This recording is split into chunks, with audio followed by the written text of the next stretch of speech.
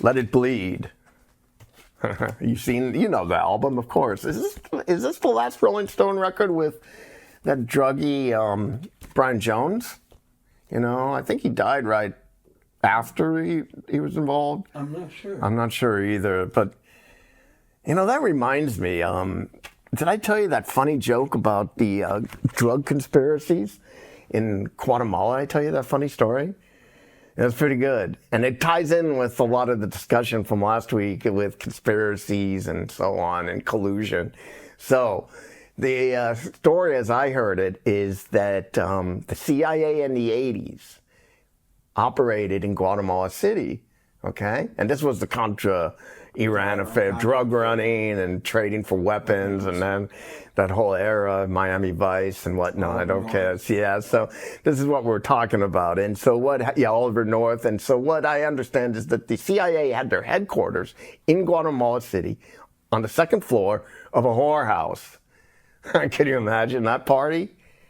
Running drugs and what a job. So these, what I understand is that they were running. You know, CIA had a big shipment in a vast cargo plane going to Miami, but the plane crashed.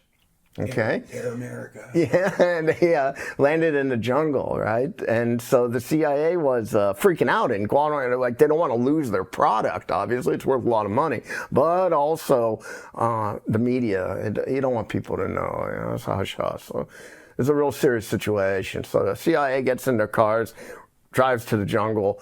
Well, they're too late. The village people already had ransacked the airplane. And they found all that coke, pure. And you know what they did with the cocaine? What's that? They chalked their football field, their soccer field. They didn't know what it was, so they made the lines for their football field 70 yards long, dude, this thick. Yeah. Yeah, that's funny. So, you know, the CIA at least is involved, big drug business, you know. And this reminds me of in America, like talk about conspiracies and collusion. This is why collusions happen all the time, but conspiracies are pretty rare because you need to have some powerful men with big egos working together as a team to share one goal. They have a common interest in one goal. But that's pretty rare, you know? It's generally people divide. It's not easy to organize, especially big heads with the power. But you're talking about collusion now. That's the difference. Well, what is that? Collusion means when people have their own businesses and own self-interest, but work together on a common project, like the Iraq-Afghanistan war after 9/11. It was a massive collusion. People say, oh, how can you say that, you know, the weapons of mass destruction was a conspiracy? Well, I'm not saying that. I'm saying it was a collusion. Collusion. What I mean is drugs. I think the Mexican drug cartels were involved in the Afghanistan war. How come?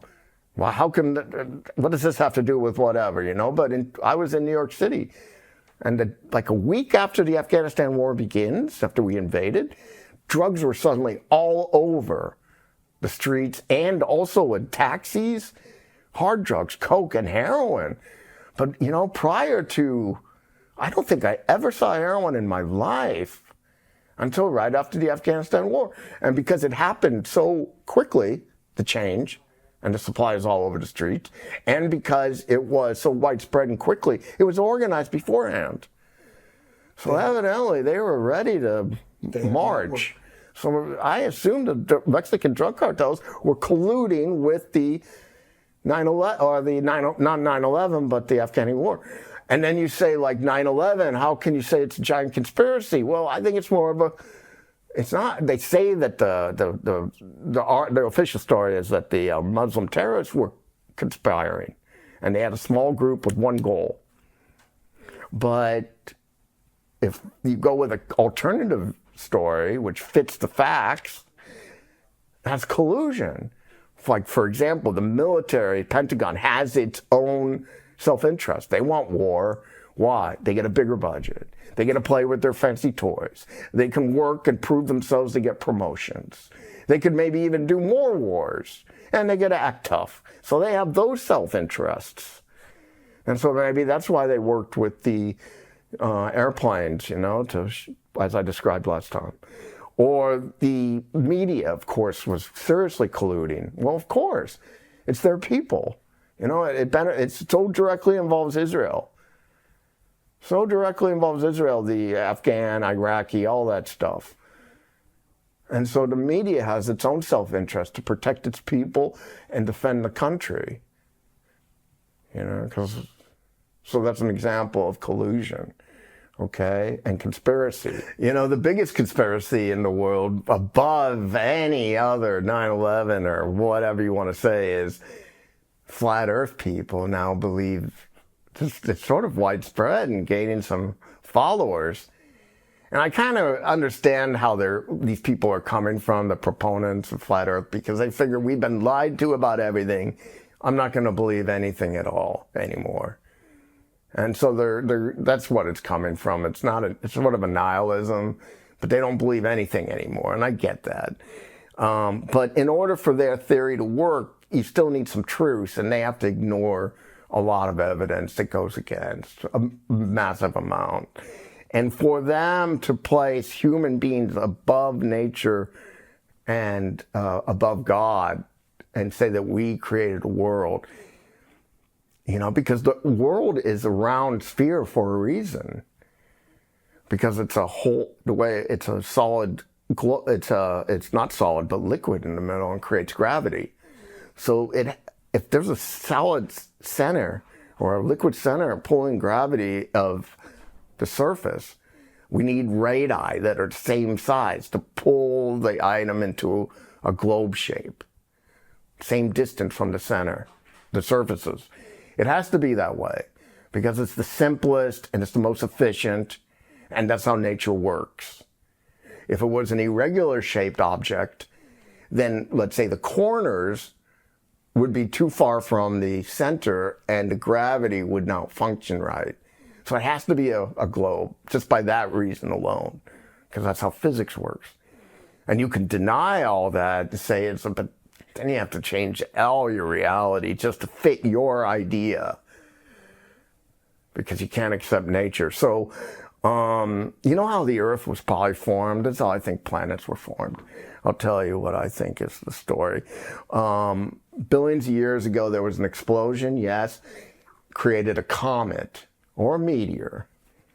And the pre-Earth was floating through space and collecting debris, metals, all the ones we have, iron, silver, gold, whatever, collecting this stuff, rock, going through space, collect water, plenty of water in space. And if the Earth, primordial Earth, had a magnetic center, it could attract a lot of materials. But just by its size and density, it'll attract materials.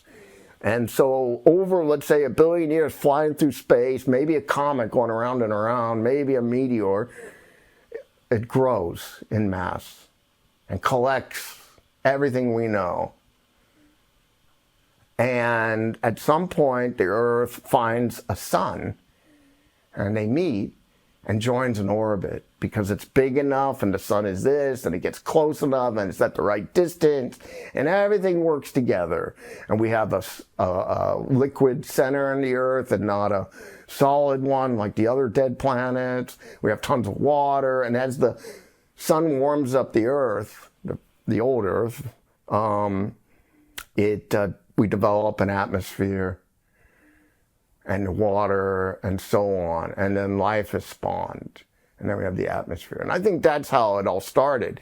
And it makes sense that the Earth started, and this makes sense that it's a globe and not any other shape, because if you have a center and you're pulling your gravity from the surface, well, part of the Earth is like mountains. Some of the oceans are deeper. There's a little bit of change. It's not all solid, round, bowling ball shaped.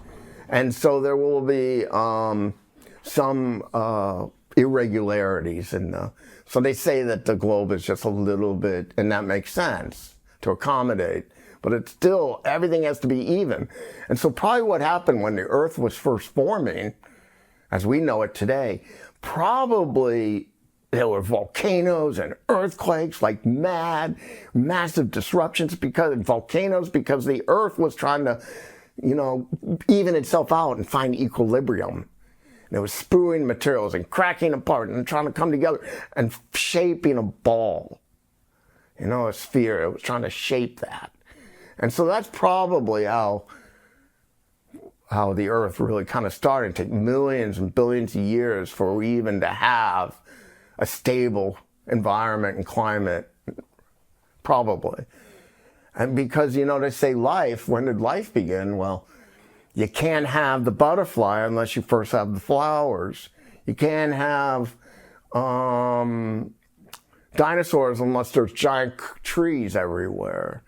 And so things have to come first, and then life can appear. And then they say, what about humans? When did we come? Well, I'll tell you one thing, we needed a stable, relatively decent climate, not too cold, not too hot, not too chaotic before humans could even come. And they would come later, of course. First they would have fish, first they would have lizards, and then humans would appear later. And that's true. So I have my own idea where human life actually began on our planet.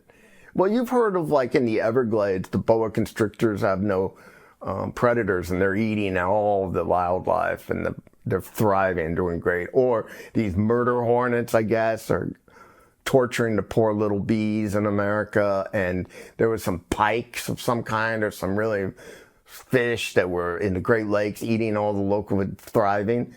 Well, I think this is what had happened, is that there were some aliens flying around space, and they had some pet humans, and they didn't have the heart to kill them. So they passed by the Earth and let them out. And we don't have any predators. We're on top. And next thing you know, we're taking over, eating everything, shitting everywhere. Yeah, I think the humans are invasive species. I think that's where it all began.